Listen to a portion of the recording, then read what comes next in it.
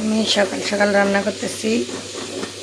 এখানে কদু রান্না করব, হলদি মরিচ রসুন দিয়ে আমি কষিয়ে নিচ্ছি, সাথে পেঁয়াজ দিছি।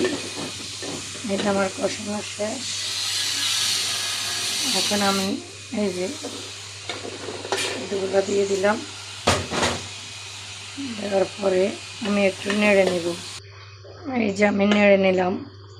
স্বপ্না ডেইলি ব্লগে আপনাদেরকে স্বাগতম। আসসালামু আলাইকুম। সবাইকে অবস্থা কেমন আছেন? এই তো আজকে ডিম রান্না হয়, সিদ্ধ করে রাখছি, এগুলোকে ভাজি করব। আর এখানে ডাল রান্না করতেছি। কদুর মধ্যে গরম পানি দিব। এই যে গরম পানি বসাইছি।